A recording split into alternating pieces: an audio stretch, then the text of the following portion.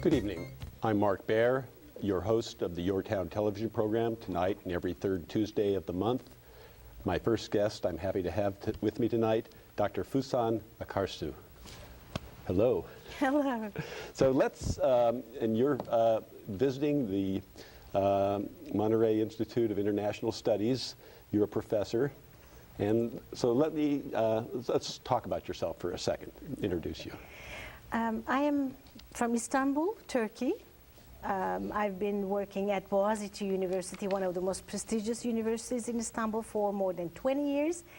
And now, for my sabbatical, I came to MISS, Monterey Institute of International Studies, and spent my first year. I enjoyed it so much and learned so much and started doing so many wonderful things that I have extended my stay. So this is my second year in sabbatical. And as I say, I'm very happy with what I'm doing with MISS and students. Okay, well, let's get right into it. Let's talk about IMTARs. And this is a complicated subject, and let's give me an overview and give the audience an overview of what you're doing. IMTARS is the abbreviation of the study called Intercultural Modes of Thinking and Reasoning Study. I began this study years ago, realizing the fact that the cultural differences actually go back to our childhood when we are learning about environment, learning about life, learning about nature, and all the relationships that we have with people and with the nature. So the concepts like time, space, the law, boundaries, rules, systems, measurements, quantification, all these abstract concepts are set up in our brains at a very early age, and we start using them as people around us are using them. Until when we come across with somebody from a different culture, from a different pattern of thinking, from a different way of organizing the brain to use the very specific concepts, we don't realize that it is cultural. We think it's universal. We think everybody thinks like us when it comes to time. You know, time is time. How can that be any different than the way I perceive, conceive, and use the concept of time? Whereas we know that it is very, very different. Well, you went back classically to the Greeks. You went to Aristophanes to look at how you did your layout. And so let's talk about your structure of this. You know, when it comes to organized life, it is a big task. How do you come up with concepts and put them in a meaningful manner that will be logical, easy to understand, and then the whole framework will be practical, useful? There I go back to him, because thanks to him, I think he's one of the greatest persons in history, thanks to him who set the rules for drama. And he said, in any kind of dramatic action, what you have to do is to specify time, place, and action, and align them. I said, great, this is how I'm going to form my model. So my model is pretty much based on his classification.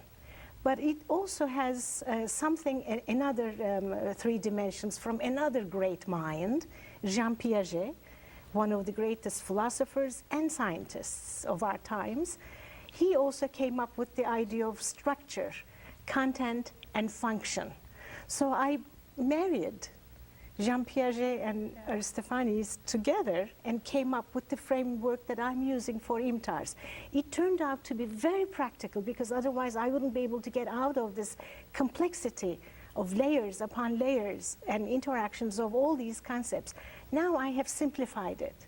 Okay, so for everyday life, what we're talking about is even in a business structure. Let's say we're in a business structure or an academic structure or some type of structure where people have to understand each other, assume that they're communicating, often they're not communicating. Yes. Assume that they have the same vocabulary, that a word means a word and a thought means a thought. And so you've brought these two things, drama and function, which does sound like the workplace.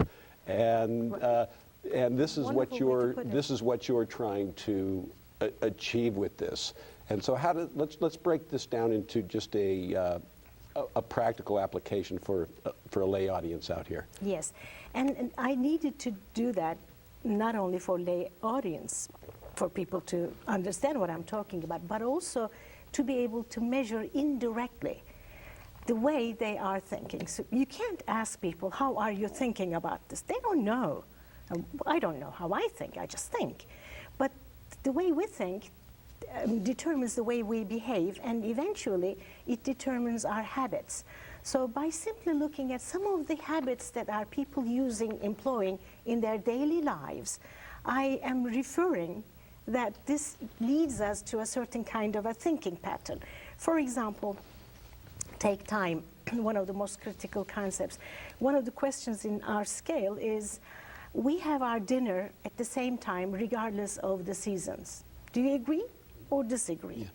Yeah. In the United States, people would say, probably a lot of them would say, yes, of course, it's 6:30, some might do it 7, but around 6:30, and regardless of seasons, you have dinner at 6:30.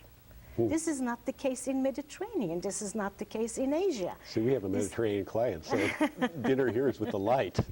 But that's not always the case, huh? Exactly, exactly. In a lot of countries, like Mediterranean countries, Middle Eastern countries, in some of the Asian countries, it is the sun that determines when you have your dinner. We don't have dinner before sun sets. So sunset is the best time to have dinner, which means it keeps on changing every day. And another question, I need to determine the ending time of the appointments. In the United States, a lot of people would say yes, because you have to set up a certain beginning time and an ending time, otherwise you can't control your time. Whereas in the cultures that I'm talking about, the one that I'm coming from, Turkey, that certainly is very rude. If you're not talking to a minister or to someone who's very high, and obviously they have to have appointments, if you're just interacting with business people like yourself, then you don't determine the ending time. You pretty much guess. You pretty much pay attention to be respectful to other people's times, but it is not written down, it is not determined, and this is considered to be rude, because time is something, for a lot of people in that area, that can be flexible. If an important topic comes in, if some person asks for some of it, we can reschedule, or we can be very flexible in our scheduling.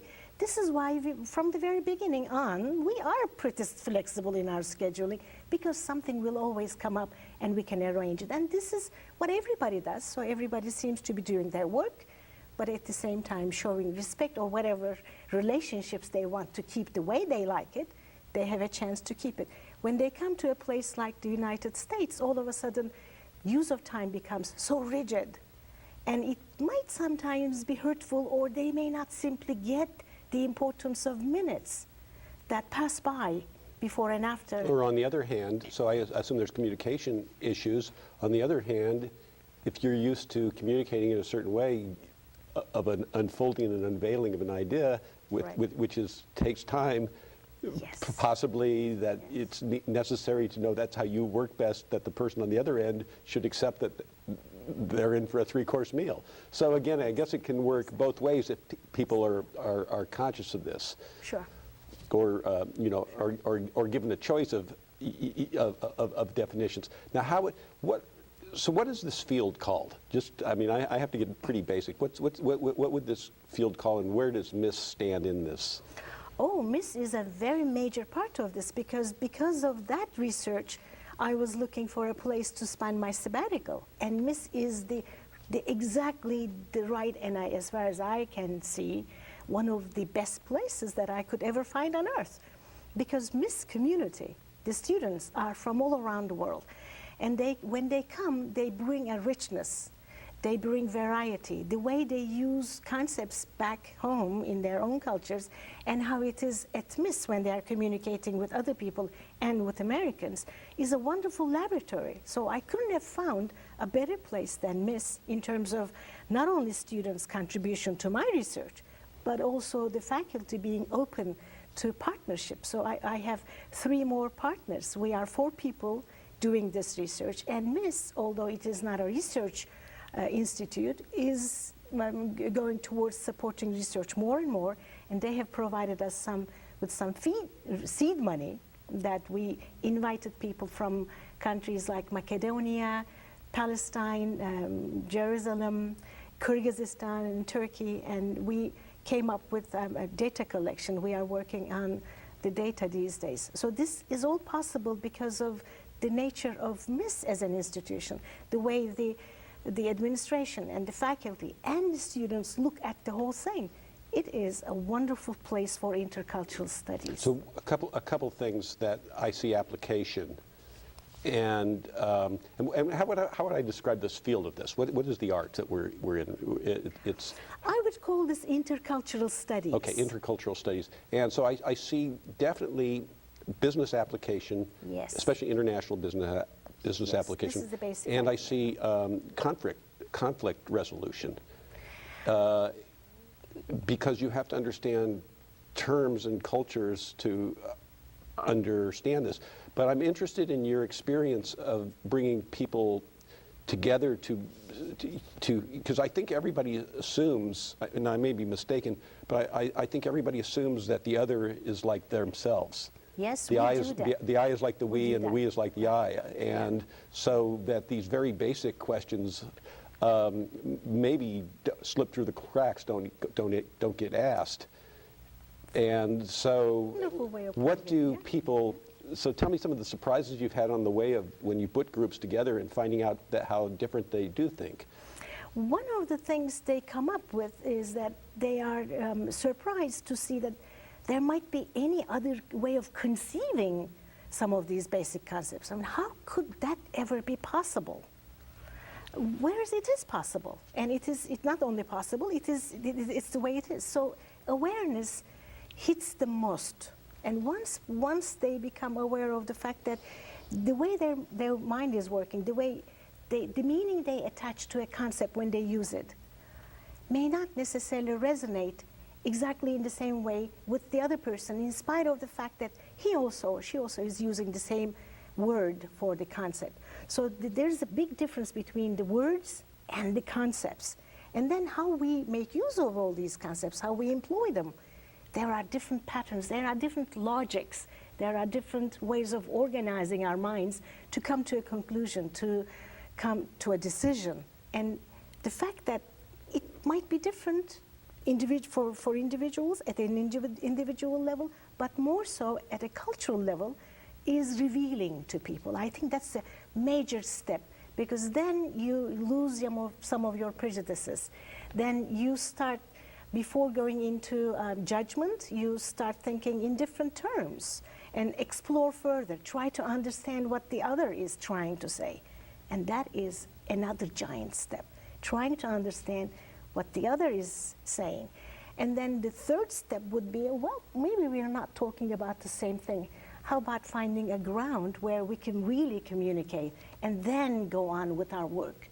I mean, if you can do these three steps, awareness, thinking in terms of the other, and then finding a way that you can both work comfortably, you wouldn't have any conflicts, you wouldn't have any serious problems.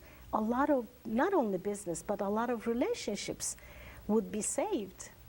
So so let me ask you, just Go ahead. how has this been applied, and have you been able to really apply this to real world situations, and have you been finding that you're surprised? I did, especially when I was back in Turkey. I applied it with some big companies, and I gave a lot of workshops and lectures and seminars to people. So the awareness level is easy to develop. Even if I talk and give examples, they can get something from their own examples. And they provide plenty of examples from their own lives of how they made the mistakes, how they didn't know what it was, now that they understand, or okay, they are at a better place, etc. But one of the shocking things was that some people, especially some Turkish people, thought that the Turkish way of thinking was inferior to, say, American way of thinking, whereas such a comparison has no value judgment. One thing cannot be better than the other. The way one's conceptualization can't be any more advanced than the other. They are different. Different. Okay, just because we're running out of time here, but I want to talk about how does technology and media, the emergence of such rapid communication, and change everything? This is changing things dramatically, and I think thanks to social media. Now we are becoming familiar with different ways of thinking from all around the world, and rather than waiting until two people meet physically, we meet them through mass media, through social media, and that helps to break down the prejudices, and I think interculturalness will come as an emerging field soon. So any last thoughts before we're just about out of time? But I would love to see a lot of people work in this intercultural studies, come up with new jargon, with new models, and this emerging phenomenon in the world, thanks to globalization and all that, how do people will be studied scientifically. How do people find your work? Well, Can they find you online? Yes, they can. From this site, they can reach me, and I hope pretty soon we are going to publish the first findings of our study here. So, anyway, thank you so much. thank you, Mark.